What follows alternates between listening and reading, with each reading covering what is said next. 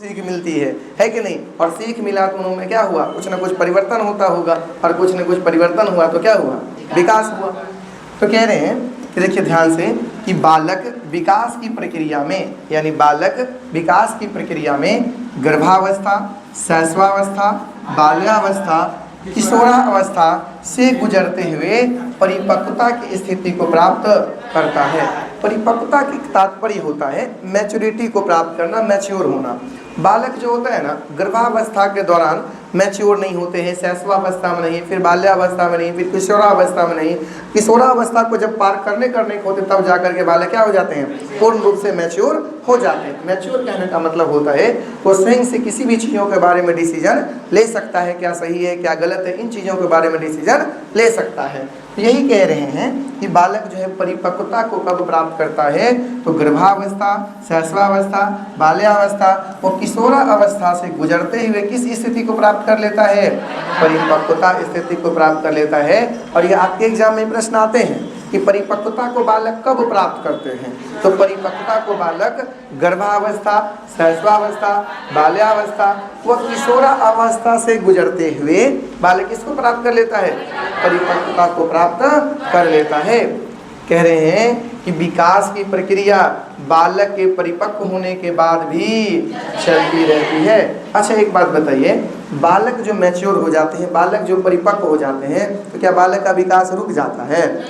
हम आप जब किशोरावस्था को पार कर लेते हैं तो क्या तब जाकर के अपन लोग नहीं सीखते हैं पढ़ना लिखना?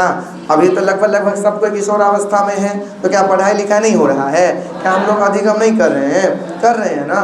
तो यही कह रहे हैं कि विकास की जो प्रक्रिया है ना, ये बालक के परिपक्व होने के बाद भी चलती रहती है। आपसे पूछेगा क्या बालक के विकास की जो प्रक्रिया है वो क्या एक समय के बाद रुक जाती है? नहीं, बालक के विकास की प्रक्रिया जीवन में कभी भी नहीं रुकती है, जीवन पर्यंत चलने वाली प्रक्रिया है। तो कह रहे हैं कि विकास जीवन पर्यंत चलने वाली प्रक्रिया है, जो गर्भावस्था से शुरुआत हो करके कहाँ तक, मृत्यु पर्यंत तक चलती रहती है। अगर आपसे पूछें कि बताइए बालक का विकास कब से प्रारंभ होती है, तो माँ के गर्भ से, और कब तक चलती है, तो मृत्यु पर्यंत तक चलती है। कब तक चलती है? मृत्यु पर्यंत तक चलती है। आगे देखेंगे, कह रहे हैं कि विकास जो है ना वो निरंतर, निरंतर मतलब होता है लगातार, अविरल, अविरल का मतलब होता है जो कभी ना रुके, अविरल का मतलब होता है जो कभी ना रुके। क्रमिक मतलब होता है एक सिस्टेमेटिक ढंग से। सतत का मतलब होता है लगातार चलने वाली प्रक्रिया है। देखिए विकास एक ऐसा प्रक्रिया है ना, विकास एक ऐसा, मान के चलिए गाड़ी है, गाड़ी बुझते हैं ना, विकास एक ऐसा गाड़ी है जिसमें एक बार अगर वो स्टार्ट हो गई तो ना उसमें कहीं और डीजल पेट्रोल खत्म होगा, है कि नहीं, और न ही विकास में कोई रिवर्स नाम की गियर होता है। रिवर्स समझते हैं, रिवर्स मतलब बैक गियर। विकास नामक गाड़ी में बैक गियर नाम का चीज नहीं होता है। हाँ वो अलग बात है, 1 number 2 number 3 number 4 number 5 number होगी, लेकिन रिवर्स नंबर नहीं होता, यानी पीछे की ओर नहीं होगी। अगर हम आप लोग क्या अगर इतना बड़ा से इतना बड़ा हो गए हैं तो क्या आप इतना बड़ा हो सकते हैं? नहीं, हम आगे की ओर बढ़ेंगे लेकिन पीछे की ओर होंगे नहीं। यही कह रहे हैं कि विकास में रिवर्स नाम की कोई गियर नहीं होते हैं, और विकास में एक बार स्टार्ट हो गया तो कभी रुकेगा नहीं, भले कभी तेज तो कभी धीमा, कभी तेज तो कभी धीमा, ऐसा चलेगा, लेकिन विकास कभी रुकेगा नहीं। यदि आपसे पूछे कि बताइए क्या विकास जो है कुछ समय के बाद रुक जाने वाली प्रक्रिया है, तो नहीं, विकास कभी भी रुकने वाली प्रक्रिया नहीं है। तो कैसी प्रक्रिया है? विकास निरंतर चलने वाली प्रक्रिया है, विकास कभी नहीं रुकने वाली प्रक्रिया है, विकास एक सिस्टेमेटिक ढंग से चलने वाली प्रक्रिया है, और सतत का भी मतलब होता है लगातार। तो विकास एक सतत चलने वाली प्रक्रिया है। विकास एक व्यवस्थित, अभी हमने बताया व्यवस्थित का मतलब ही होता है सिस्टेमैटिक, व्यवस्थित का मतलब होता है सिस्टेमैटिक। विकास एक सिस्टेमैटिक तरीका से चलने वाली प्रक्रिया है और अनुक्रमिक होते हैं। अब देखिएगा अनुक्रमिक का मतलब क्या होता है, थोड़ा सा समझेंगे। देखिए एक होता है क्रम और एक होता है अनुक्रम। अब दोनों में मैं अंतर समझाने का प्रयास कर रहा हूं, ध्यान से सुनिएगा।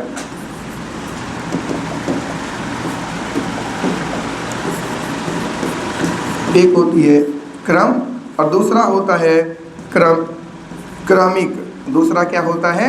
क्रमिक। अब देखिए क्रमिक और क्रम में क्या अंतर होता है, समझिएगा, बहुत महत्वपूर्ण बात है, ध्यान से सुनिएगा। हम आप लोग सीढ़ी पर चढ़ते हैं, अभी आप लोग अगर इस रूम में आए होइएगा तो सीढ़ी चढ़ के आए होइएगा, तो सीढ़ी पे जब आप चढ़े हैं तो क्या आपने ऐसे पैटर्न का फॉलो किए हैं कि आप पहले 1 नंबर सीढ़ी पे पैर दिए हैं, फिर आप चौथे नंबर सीढ़ी पे पैर दिए, तब जाकर के आप दूसरे नंबर सीढ़ी पे पैर दिए, तब जाकर के आप तीसरे नंबर पे, तब जाकर के आप 5वें नंबर पे? क्या ऐसे आपने पैटर्न का फॉलो किया है? नहीं, आप एक फिक्स सिस्टम का प्रयोग किया है, आप एक फिक्स पैटर्न का प्रयोग किया है कि पहले आपने पहला स्टेप पे दिया होगा, फिर दूसरा पे, फिर तीसरा पे, फिर चौथा पे और फिर 5वें पर दिए होंगे। तो इसको कहते हैं क्या? क्रम। इसको क्या कहते हैं? क्रम। यानी यहाँ पर हम अपनी स्वेच्छा से क्रम को चेंज नहीं कर सकते हैं, जैसा है वैसा तय है, तो उसको क्या कहेंगे? क्रम। उसको क्या कहेंगे? क्रम। एक होता है क्रमिक, यानी कह सकते हैं कि सीढ़ी पर चढ़ने वाले, कैसा? सीढ़ी पर चढ़ने वाले पैटर्न को क्या कहेंगे? क्रम कहेंगे। सीढ़ी पर चढ़ने वाले पैटर्न को क्या कहेंगे? क्रम कहेंगे। पैटर्न को क्या कहेंगे? तो क्रम कहेंगे। लेकिन वहीं अगर बात करें क्रमिक का मतलब क्या होता है, तो देखिए, मान के चलिए किसी का शादी ब्याह नया नया में हुआ रहता है और वो ससुराल जाता है। तो ससुराल में क्या होता है? 56 प्रकार की एकदम क्या मिलते हैं? भोजन मिलते हैं, नहीं जी, जिसमें आपको मान के चलिए कि चावल, दाल, सब्जी, भुजिया, तरकारी, तरुआ, पापड़, मिठाई, दही, चीनी, सब कुछ मिला है ना। अब ये इतनी आइटम है, अब देख के तो मन कर रहा है, वाह, अब तो गदगद मन हो गया भला, अब कौन सा खाओ कौन सा ना खाओ, ना तो मन में आता है ऐसे करें कि पहले जो है ना तरुआ बहुत दिन हो गया है खाया हुआ, कहीं खा लेते हैं, फिर मन बदल गया, तरुआ जब पहले खाएंगे तो की सोचेगा ससुराल वाला कि तरुआ शायद नहीं देखा है, पहले तरुए खा रहा है, तो पहले तरुआ, कोनो बात नहीं है, पहले क्या करते हैं, मिठाई है ना, कल मिठाइए खा लेते हैं, फिर मन बदल गया ना मिठाई खाएंगे तो यो गड़बड़ हो जाएगा, ऐसे करते हैं, कोनो बात नहीं है कि पहले जो है भाते कनी लेते हैं और उसके बाद सब कुछ खाना शुरुआत करते हैं। या मन होगा तो पहले हमारे ऊपर, मन के ऊपर डिपेंड है कि हम क्या करें न करें। मन होगा तो पहले ये खा लेंगे, मन होगा तो पहले ये खा लेंगे, लेकिन खाएंगे तो क्रमे से ना। अगर मान के चलिए तरुआ खाए, अगर या मिठाई खाए तो खाएंगे तो बेरे बाजी, है ना, थोड़े के बाद सब बकूट क्या खा जाएंगे, बकूट कितना खाएंगे तो बेरे बाजी। तो यहाँ भी एक क्रम का फॉलो हो रहा है कि नहीं, एक पैटर्न का फॉलो हो रहा है, हमें पहले मन ये करेगा, ये वो करेगा, ये करेगा, तो उसी को कहते हैं क्या? क्रमिक। क्या कहते हैं? क्रमिक। तो क्रमिक और क्रम में अंतर आपको समझ में आया। तो क्रमिक जो होता है यह भी पैटर्न का ही एक फॉलो करेगा, लेकिन यह एक निश्चित जो है यही पैटर्न होगा, ऐसा कोई जरूरी नहीं है। तो अपना जो विकास है ना वो क्रमिक है। कैसा है? क्रमिक है। क्या विकास एक क्रम से चलता है? तो नहीं। देखिए अब यहाँ पर एक बात बहुत बढ़िया से समझने वाली बातें हैं। ये दोनों वाला कभी कभी आंसर क्रमों सही हो जाएगा और कभी कभी क्रमिको सही हो जाएगा। तो ये सर अभी आप कह रहे हैं क्रम नहीं होगा क्रमिक होगा, तो क्रम कैसे हो जाएगा? जब प्रश्न को थोड़ा सा गहराई से डीपली से पूछेगा ना तब इसमें अंतर होगा। साधारणतया आपसे पूछे कि विकास क्रम से चलने वाली प्रक्रिया है या विकास क्रमिक चलने वाली प्रक्रिया है, तो क्या होगा? विकास क्रमिक चलने वाली प्रक्रिया है। कहिएगा कैसे? अब मान के चलिए कि अभी आप लोग कौन विषय पढ़ रहे हैं? CDP पढ़ रहे हैं। अगर हम पहले अभी हिंदी पढ़ाते थे क्या आप नहीं सीखते ना? तो ये क्रम कहने का मतलब कैसे होगा कि पहले हम हिंदी पढ़ाएं तब हम CDP पढ़ाएं या तब हम मैथिली पढ़ाएं? ऐसा कोई जरूरी है? नहीं, हमारा मन के ऊपर डिपेंड है जी। हमको मन होगा से पहले पढ़ लेंगे। तो विकास कैसा प्रक्रिया? क्रमिक प्रक्रिया। कैसा प्रक्रिया? क्रमिक प्रक्रिया। लेकिन अब क्रम कैसे होगा तो इस बात को भी तनी समझ लीजिएगा। क्या? तो देखिएगा क्रम और क्रमिक में एक अंतर अब और ध्यान से समझिए।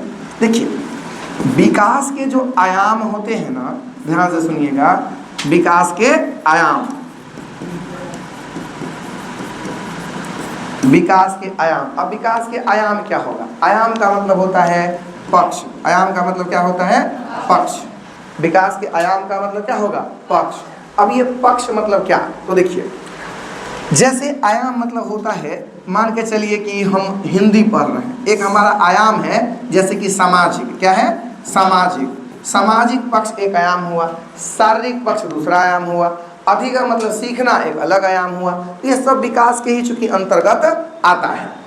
अब ये क्रम और क्रमिक के बारे में चूंकि हम बताना चाह रहे हैं तो ध्यान से सुनिएगा। विकास के जितने भी आयाम होते हैं ना, विकास के जितने भी आयाम, हम किसी भी आयाम को हम पहले सीख सकते हैं, किसी भी आयाम को हम पहले सीख सकते हैं। इसमें कोई जरूरी नहीं है कि पहले हमारे अंदर सामाजिक विकास होगा तभी हमारे अंदर जो है, तभी हमारे अंदर शारीरिक विकास होगा, ये कोई जरूरी नहीं है। आप देखे होइएगा कि 10 साल के बच्चा जो है वो समाज से, लोगों से बहुत ज़्यादा लगाव होता है। कते देखे रहिएगा बड़ों को रहता है, कपड़ों से लगाव नहीं रहता है। तो कोई जरूरी नहीं है कि पहले सामाजिक विकास होगा तबे शारीरिक विकास होगा, या कोई जरूरी नहीं है कि पहले बालक में जो है संज्ञानात्मक विकास बढ़िया से होगा तबे बालक में शारीरिक विकास होगा, कोई जरूरी नहीं है। ये कोनो विकास हो सकता है। लेकिन अब ये जो क्रम की बात है ये क्या है तो समझिए। तो कोनो होगा मतलब ये क्रमिक को फॉलो कर रहा है कि नहीं? कोनो होगा मतलब क्रमिक को फॉलो कर रहा है। लेकिन विकास का जो प्रत्येक आयाम होता है ना, वो एक फिक्स पैटर्न का फॉलो करता है। विकास एक क्रमिक प्रक्रिया है, विकास के सभी आयाम एक क्रमिक प्रक्रिया है। विकास के सभी आयाम एक ऐसी प्रक्रिया है, क्रमिक प्रक्रिया है, अर्थात एक सिस्टम से चलने वाली प्रक्रिया है। जो पहले हमें मन होगा सामाजिक विकास तो सामाजिक विकास, पहले मन होगा हमको हिंदी सीखना तो हिंदी सीख लेंगे, पहले मन होगा हमको सीढ़ी पे सीखना तो सीढ़ी पे सीख लेंगे। कोई जरूरी नहीं है कि एक फिक्स हमको यही सीखना होगा। लेकिन हम भी एक बात अब क्या कह रहे हैं कि मान के चलिए कि हमारा मन हुआ कि हम पहले क्या कर लें, हिंदी सीख लें। तो हमने कहा कि पहले हिंदी सीख लेंगे, तो आपने कहा कि सर ये तो क्रमिक को दर्शा रहा है। लेकिन अब अगर हम हिंदी सीखना चाहते हैं ना, तो हिंदी सीखने के लिए अब हमें एक क्रम का फॉलो करना पड़ेगा, एक हमें निश्चित पैटर्न का फॉलो करना होगा। अब कहिए कैसे निश्चित पैटर्न का फॉलो करना होगा? एक बात बताइए कि हिंदी सीखने के लिए पहले आप हिंदी बोलना शुरू कर लीजिएगा कि पहले अ सीखना पड़ेगा, पहले अ सीखना पड़ेगा, है कि नहीं? यानी पहले वर्ण का ज्ञान लेना पड़ेगा, तब जाकर के जो है आप किसका, तो शब्द का ज्ञान लेना पड़ेगा, तब जाकर के वाक्य का ज्ञान लेना पड़ेगा, तब जाकर के आप गद्य पद को लिखना शुरू कर पाएंगे, वाक्य बनाना शुरू कर पाएंगे। आखिर एक के बार शुरू कर लेंगे नहीं ना। तो विकास के प्रत्येक आयाम, विकास के प्रत्येक आयाम एक निश्चित पैटर्न का फॉलो करता है। लेकिन नॉर्मली पूछे क्या एक विकास निश्चित पैटर्न का प्रयोग करता है? तो नहीं। विकास एक क्रमिक प्रक्रिया है। विकास एक ऐसी प्रक्रिया है, क्रमिक प्रक्रिया है। लेकिन विकास के प्रत्येक आयाम एक क्रम से चलने वाली प्रक्रिया है। विकास के प्रत्येक आयाम कैसे चलने वाली प्रक्रिया है? तो क्रम से चलने वाली प्रक्रिया है। ये बात समझ में आई कि नहीं आई? नहीं आई होगी समझ में पक्का? नहीं हो ही नहीं सकता है। मैं फिर से कह रहा हूँ, ध्यान से सुनिएगा। क्रम और क्रमिक में अंतर, हमने कहा कि इस विकास के सभी आयाम क्रमिक होते हैं। कैसे होते हैं? क्रमिक। सभी आयाम आपस में एक दूसरे से अंतर संबंधित होते हैं, सब एक दूसरे से जुड़े होते हैं। लेकिन विकास के जो प्रत्येक आयाम होगा ना, एक सिंगल आयाम, वो एक क्रम का फॉलो करेगा, और वो भी निश्चित क्रम का फॉलो करेगा, तय है। अगर बाल विकास हमको पढ़ाएंगे, पहले हमें विकास का ज्ञान होगा तब ना हम आगे कुछ हो जानेंगे। सब बात बताइए। अगर बाल्य की अवस्था के बारे में हम जानेंगे तो पहले हम किसी शैशवावस्था के बारे में जानेंगे, फिर बाल्यावस्था, फिर किशोरावस्था, तब तो हम इसको बढ़िया से समझ पाएंगे। एक सिस्टम से पढ़ना पड़ेगा। तो ऐसा होगा कि पहले के बार हम लोग जान लेंगे किशोरावस्था को, अब बाद में जानेंगे शैशवावस्था को, तब जा करके नहीं होगा। तो यही बात को मिला करके ये है कि बालक का जो विकास है वो कैसा है? तो क्रमिक है। किंतु बालक के विकास का जो आयाम है वो क्या है? तो कैसा प्रक्रिया? तो क्रम से चलने वाली प्रक्रिया है। आशा करते हैं कि आप लोगों को ये बात समझ में आ गया होगा। अब नहीं आया भला तो की करें? देखिए, वैसे अभी आप लोगों को दिक्कत होगा, एक क्लास में दिक्कत होगा, दो क्लास हो जाएगी, उसके बाद सब समस्याएं खत्म हो जाएगी। देखिए हमने क्या कहा कि विकास निरंतर, अविरल और क्रमिक तथा सतत चलने वाली प्रक्रिया है। विकास व्यवस्थित और अनुक्रमिक होते हैं। एक सिस्टमेटिक ढंग से चलेगा कि नहीं चलेगा, एक अनुक्रम में चलेगा कि नहीं चलेगा। और अभी हमने एक बात चर्चा किया था। अच्छा एक बात बताइए, अगर ऐसा होगा कि कोई बालक पहले जो है अगर सुनने का विकास होगा, उसमें पहले पूरी सुनने का विकास हो जाए, और तब होगा उसमें बोलने का विकास, और तब होगा उसमें जो है लिखने का विकास, और तब होगा उसमें पढ़ने का विकास, है ना। होगा कथी होता है, एक समय में सब विकास होते रहता है।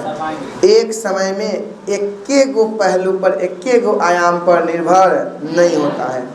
एक समय में बालक के सभी आयामों का विकास होते रहता है। अर्थात अपन कह सकते हैं कि बालक का जो विकास है वो बहुआयामी है। कैसा है, बहुआयामी। आयामी माने पक्ष, आयाम माने पक्ष, यानी बालक में एक साथ सभी आयामों में विकास की प्रक्रियाएं चलती रहती है। बालक में विकास का एक साथ सभी आयामों में प्रक्रिया चलती रहती है। इसलिए कहते हैं कि विकास बहुआयामी होता है। विकास कैसा होता है, बहुआयामी होता है। तो विकास जो है ना कि प्रक्रिया सामान्य से विशिष्ट की ओर और सरल से जटिल की ओर चलती है। विकास की प्रक्रिया किधर से किधर की ओर चलती है, सामान्य से विशिष्ट और सरल से जटिल। ठीक है, सामान्य कहने का मतलब होता है नॉर्मली, है ना। विशिष्ट कहने का मतलब होता है खास। जैसे मान के चलिए कि बालक को यह बोतल पकड़ना है, ये बोतल पकड़नी है, तो आपको क्या लगता है कि बालक सीधा से जाएगा बोतल पकड़ लेगा? नहीं, पहले बालक सामान्य क्रिया किया होगा। बोतल पकड़ने से पहले हाथ को इधर उधर हिलाना सीखना होगा, हाथ से कोई इससे पकड़ना सीखना होगा। ऐसे हाथ से शुरुआत में उठाया नहीं होगा, ऐसे हाथ से बकूट के उठाता होगा, ऐसे पूरा करके दबा के उठाता होगा। और तब धीरे धीरे जाकर के एक ऐसा समय आया कि वो जो है बालक को क्या कर पाते हैं, सीधा हाथ को बढ़ाते हैं, ऐसे उंगली से बोतल को क्या कर लेते हैं, उठा लेते हैं। तो पहले बालक ने सामान्य क्रिया किया, तब जाकर के विशिष्ट मतलब होता है खास, विशिष्ट मतलब होता है खास। तब जाकर के बालक कौन प्रक्रिया करता है, तो विशिष्ट प्रक्रिया। पहले सामान्य तब विशिष्ट। तो याद रखिएगा विकास की प्रक्रिया कैसी होती है, सामान्य से विशिष्ट होती है। विकास की प्रक्रिया कैसी होती है, सामान्य से विशिष्ट होती है। क्लियर है क्या? और सरल से जटिल, पहले बउआ को आसान क्रिया करना सीखता है और तत्पश्चात बालक जो है जटिल क्रिया करना सीखता है। इस प्रकार अपन कह सकते हैं कि बालक जो है पहले सामान्य क्रिया करता है और तब जाकर के विशिष्ट क्रिया करता है। हम लोग इसको चैप्टर नंबर 2 में बढ़िया से पढ़ेंगे कि क्या होता है, कैसे होता है, बढ़िया तरीका से। आइए आगे बात करें तो विकास जो है एक सार्वभौमिक प्रक्रिया है। क्या है? सार्वभौमिक प्रक्रिया है। सार्वभौमिक कहने का मतलब होता है जो सब के लिए हो, जो सब के लिए हो, जो सब पर लागू हो, जो सब के लिए हो, जो सब पर लागू हो, ओकरा क्या कहेंगे? सार्वभौमिक। तो बताइए विकास जो है केकरा में नहीं होता है? सब में होता है कि नहीं? हाँ, वो अलग बात है, केकरो में तेजी से होगा तो केकरो में धीमा से होगा। ऐसा क्या संभव है कि एक साथ जन्मे हुए बालक एक के साथ जन्मल है, एक के दिन एक के टाइम में जन्मल है, तो दोनों में विकास की प्रक्रिया एक के रंग होगा, विकास की गति एक के समान होगा? देखिए यहाँ पर एक बात समझना पड़ेगा, दोनों बालक में विकास की प्रक्रिया समान होगा, लेकिन दोनों बालक में विकास की गति समान नहीं होगा। प्रक्रिया माने कथी होता है? तरीका, रास्ता, जरिया, प्रोसेस होगा कि नहीं होगा? तो एक बात बताइए कि बालक के विकास की प्रक्रिया दोनों बालक में समान होगा या फिर एक समान गति से चलेगा? समान प्रक्रिया होगा, एक समान गति नहीं होगा। जैसे अगर मान के चलिए जो बालक भारत में जन्म लिया है वो दौड़ने से पहले वो क्या करेगा, किसी दीवार के सहारे खड़े होने का प्रयास किया होगा, फिर चलना प्रयास किया होगा, तब जा करके दौड़ना प्रयास किया होगा। लेकिन कोई बालक अमेरिका में भी जन्म लिया होगा, पैसा थोड़े है कि वो जन्म लेते दौड़ने लगा होगा। उसका भी प्रक्रिया यही है तो वो भी पहले दवाल के सहारे खड़ा हुआ होगा, पहले चलना शुरुआत किया होगा, तब जाकर के दौड़ना शुरुआत किया है। तो विकास की प्रक्रिया समान है लेकिन गति समान हो सकता है। वो 21 साल में चलने लगा हो, दौड़ने लगा हो, और कोई बालक हो सकता है जो 2 साल में नहीं चलता दौड़ता है। तो गति सबका अलग अलग हो सकता है लेकिन विकास की प्रक्रिया समान होती है, विकास की प्रक्रिया समान होती है। तो याद रखिएगा, विकास सार्वभौमिक प्रक्रिया है। विकास कैसी प्रक्रिया है? सार्वभौमिक प्रक्रिया है, अर्थात संसार के सभी जो है बालकों में विकास की प्रक्रिया क्या होती है? समान होती है, और वो सब पर लागू होता है, सब पर लागू होता है, जो संसार के प्रत्येक जीव में पाई जाती है। आगे देखिए क्या कह रहे हैं कि विकास प्रासंगिक होता है। विकास कैसा होता है? प्रासंगिक होता है। अब प्रासंगिक का मतलब समझना पड़ेगा क्या होता है। तो देखिए, प्रासंगिक का मतलब होता है कि जो वैसी पक्ष, प्रासंगिक का तात्पर्य अपन ऐसे कह सकते हैं कि विकास प्रासंगिक होता है। इसे समझने के लिए प्रासंगिक का मतलब होता है कि जो किसी अन्य आयाम के द्वारा या किसी अन्य फैक्टर के द्वारा वो प्रभावित यदि होता होगा तो वह विकास प्रासंगिक होगा, और यदि किसी अन्य फैक्टर के द्वारा प्रभावित नहीं होता होगा तो विकास प्रासंगिक नहीं होगा। एक बात बताइए, बालक का जो विकास है, अभी आप लोग क्लास में बैठे हैं, मैं पढ़ा रहा हूँ, तो क्या आपके अंदर विकास हो रहा है कि नहीं हो रहा है? हो रहा है। तो मेरे द्वारा आप प्रभावित हो रहे हैं कि नहीं हो रहे हैं? हो रहे हैं। अगर मैं अच्छे पढ़ा रहा हूँ तो आपके अंदर बढ़िया से विकास हो रहा है। अगर मैं खराब पढ़ाता तो आपके अंदर बढ़िया विकास होने के बजाय खराब विकास हो जाता है कि नहीं? तो आप मेरे द्वारा प्रभावित हो रहे हैं कि नहीं? अब हम पर डिपेंड करता है। अगर हम अच्छा करेंगे तो आप अच्छा करिएगा, हम खराब कराएंगे तो आप खराब करिएगा। इसका मतलब शिक्षक द्वारा भी बालक का विकास प्रभावित होता है कि नहीं होता है? अच्छा, समाज के द्वारा प्रभावित नहीं होगा? होगा। आप देखिए ना, कोई बालक जो है कहते हैं ना कि अगर मैं, देखिए मेरे कहने का तात्पर्य किसी को जो है पर्सनली रूप से कोई भला बुरा कहना नहीं है, बस मैं एग्जाम्पल के लिए बोल रहा हूँ। मान के चलिए क्या होता है, कोई ऐसे बालक होता है जो पूरा शुद्ध, जो अपना यहाँ कहते हैं मुसहरी में जन्म लिया रहता है कि नहीं? उसका देखिए विकास, आज जो मान के एकदम कहते हैं कि बढ़िया जो है ब्राह्मण जो का तोल रहता है उधर जन्म लेता है, तो दोनों के बातचीत, बोलने में, व्यवहार में सब कुछ में अंतर होता है कि नहीं होता है? होता है। इसका मतलब समाज द्वारा भी प्रभावित हुआ कि नहीं हुआ? तो यही कह रहे हैं कि बालक का विकास जो है सभी आयामों के द्वारा प्रभावित होता है। इसीलिए विकास कैसा प्रक्रिया है? मान के चलिए आपका सब कुछ ठीक है, अब मानसिक विकास गड़बड़ा जाए, मानसिक क्षमता गड़बड़ा जाए तो आपका विकास गड़बड़ाएगा कि नहीं गड़बड़ाएगा? गड़बड़ेबे करेगा। तो विकास प्रभावित हुआ कि नहीं हुआ? तो इसीलिए कहेंगे विकास प्रासंगिक प्रक्रिया है। अर्थात वैसे क्षेत्र जो हमारी संस्कृति, समाज, वातावरण या परिवेश द्वारा प्रभावित होता है उसे क्या कहते हैं? प्रासंगिक कहते हैं। तो क्या विकास संस्कृति द्वारा प्रभावित नहीं होता है? समाज द्वारा नहीं होगा? वातावरण द्वारा नहीं होगा? क्या परिवेश द्वारा नहीं होगा? होगा। तो विकास सभी के द्वारा प्रभावित होने वाली प्रक्रिया है, इसलिए विकास एक प्रासंगिक प्रक्रिया है। ये बात समझ में आई कि नहीं आई? बोलिए।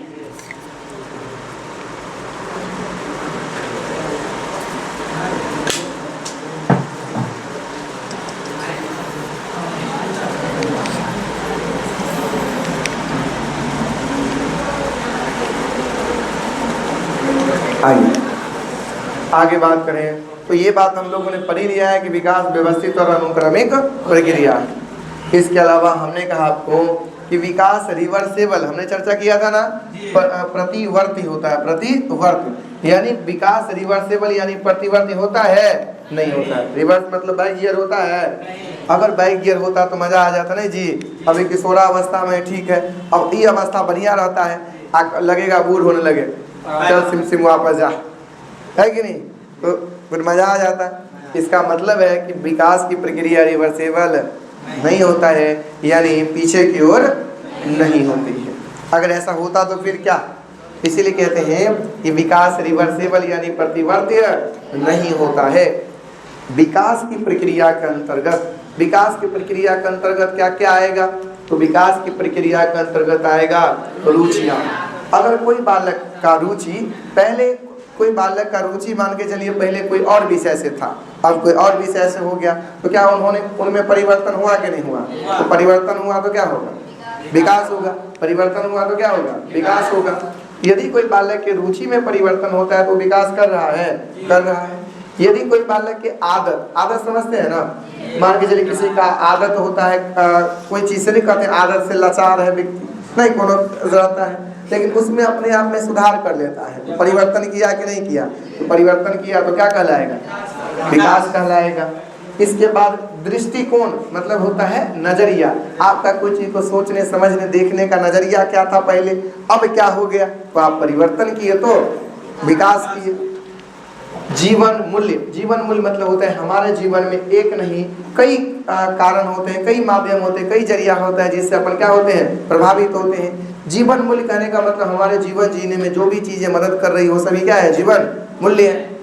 इसके अलावा स्वभाव, किसी का स्वभाव पहले कोई और था और स्वभाव उसका कहीं कैसे और हो गया। जैसे किसी का पहले स्वभाव था काफी जो है वो चिड़चिड़ा टाइप का होता था। चिड़चिड़ा करने का तात्पर्य होता है कोई कुछ बोलता सही हो बात एकदम गुस्सा जा रहा था, लेकिन अब जाकर के उसका स्वभाव एकदम शांत हो गया। कोई आके गरियाई हो देता है तो कोनो बात नहीं है, ठीक है, आराम से एकदम रिलैक्स रहता है। तो उसमें बदलाव हुआ कि नहीं हुआ? तो बदलाव होगा तो क्या होगा? विकास होगा। व्यक्तित्व का मतलब क्या होता है? व्यक्तित्व का मतलब होता है पर्सनैलिटी। पर्सनैलिटी का तात्पर्य होता है क्या? बढ़िया से कोट वोट लगा लीजिए, है ना, बढ़िया से गहरे से हो आइए, क्या जी, और तब जा करके कहीं पर जाइए मार्केट में तो कहेगा बढ़िया पर्सनैलिटी है। क्या इसी को कहेंगे पर्सनैलिटी?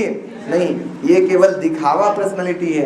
पर्सनैलिटी का मतलब होता है, व्यक्तित्व का मतलब होता है कि बालक का स्वभाव कैसा है, अंतर्मुखी स्वभाव के बालक है या बहिर्मुखी स्वभाव के बालक है। अंतर्मुखी कहने का तात्पर्य होता है कि ऐसे बालक जिसको समाज में किसी अन्य लोगों से केकरो से मतलब नहीं होता है, घर और परिवार में केकरो से मतलब नहीं होता। देखते भी हैं हम लोग, पर किसी के घर में देखे होइएगा या गाँव घर में देखे होइएगा, ऐसा भी लड़का या लड़की, बालक कहने का मतलब लड़का या लड़की, ऐसा होता है जगह घर में केकरो से मतलब नहीं रहता है, हमेशा अकेले में अपना रहना पसंद करता है, और वो करेगा अकेले में, न केकरो से बाजार में भूखी कुछो न, अकेले में। ऐसा होता है कि नहीं होता है? एकटा बालक ऐसा होता है जरा कहते हैं बहिर्मुखी बालक। वो बालक क्या करते हैं? एकदम सबसे एकदम तुरंत घुल मिल जाते हैं, है ना। अगर आपके पास 5 मिनट बैठा तो आपके साथ एकदम बातचीत करते करते लगेगा कि जो है सो आप ही हैं, कि हम एकदम तुरंत रिश्तेदार बन जाते हैं, है कि नहीं, एकदम बढ़िया सा। तो ऐसे बालक को कहते हैं बहिर्मुखी बालक। अब एक बात बताइए, अंतर्मुखी बालक जो होगा ना, ओकरा दोस्त महिम होगा? तो से बातें जितना करता है तो दोस्त महिम कहाँ से होगा? लेकिन जो बहिर्मुखी बालक होगा उसका दोस्त महिम होगा कि नहीं होगा? बोलिए, होगा। अच्छा, बहिर्मुखी बालक को बेसी एने ओनी गपशप करने में बेसी रहेगा, है कि नहीं, पढ़ने लिखने में रहेगा लेकिन गप में बेसी रहेगा। लेकिन अंतर्मुखी बालक तो छोमने तो असगरे हमेशा कथी करते रहेगा? पढ़ते रहता है, पढ़ते रहता है। तो अंतर्मुखी बालक भी पढ़ने में तेज हो सकता है कि नहीं हो सकता है?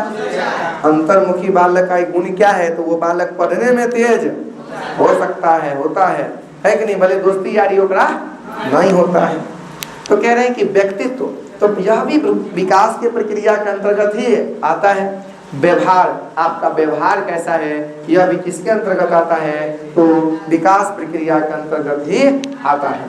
तो हमने कहा कि विकास की प्रक्रिया के अंतर्गत रुचि, आदत, दृष्टिकोण, जीवन मूल्य, स्वभाव, व्यक्तित्व, व्यवहार इत्यादि को भी शामिल किया जाता है।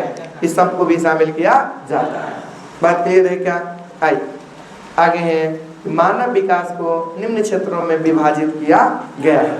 आखिर मानव विकास को किन किन क्षेत्रों में विभाजित किया है? क्षेत्र कहने का मतलब आयाम, है ना, अभी मैंने चर्चा किया था पहले, किन किन आयामों में विभाजित किया गया है।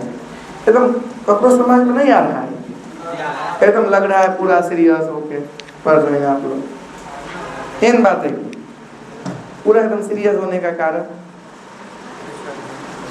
या तो हमने बढ़िया से पढ़ा रहे हैं नहीं, ये बात है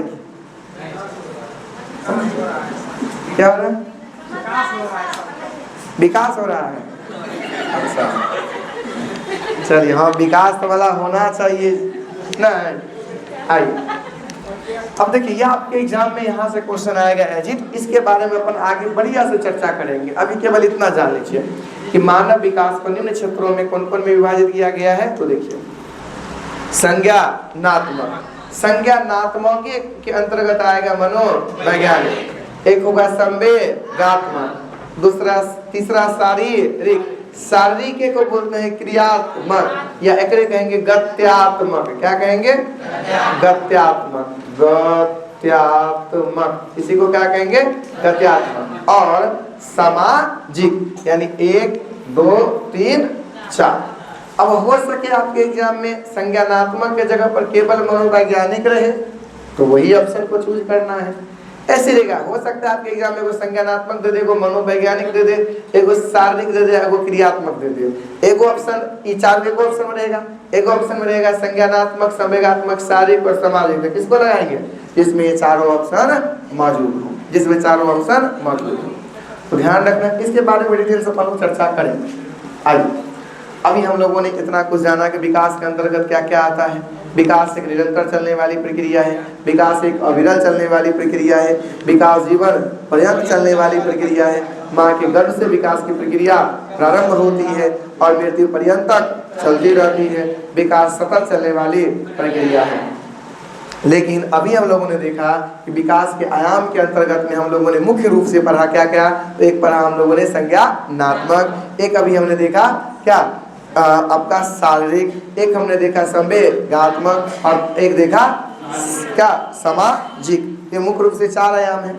लेकिन आपके प्रश्न में यदि विकास के आयाम में कोई ऑप्शन आ जाए कि विकास क्या आध्यात्मिक ज्ञान का आयाम है, जी नहीं, विकास के आयाम के अंतर्गत आध्यात्मिक ज्ञान का कोई स्थान नहीं है। आध्यात्मिक ज्ञान का कोई स्थान नहीं है। यदि आपसे क्वेश्चन पूछें क्या कि आध्यात्मिक ज्ञान क्या विकास के आयाम है, तो नहीं। क्या आध्यात्मिक क्षेत्र विकास का आयाम है? नहीं है। आध्यात्मिक क्षेत्र विकास का आयाम नहीं है।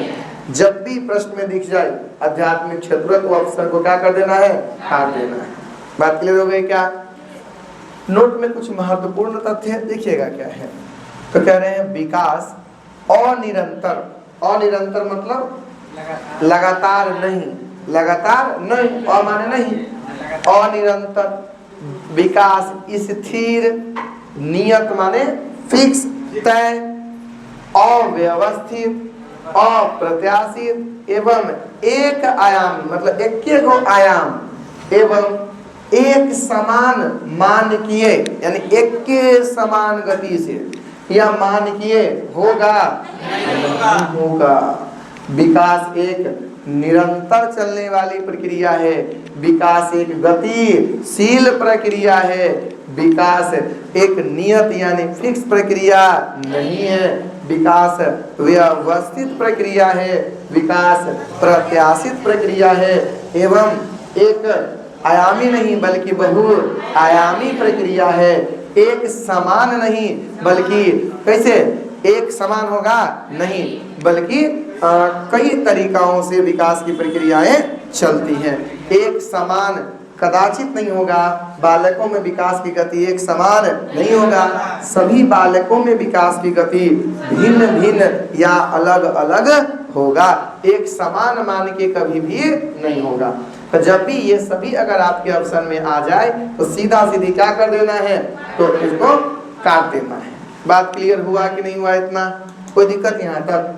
तो दिक्कत तो होगा जी, बहुत बात है, दिक्कत है, दिक्कत है ना? बोलिए नहीं का विद्यार्थी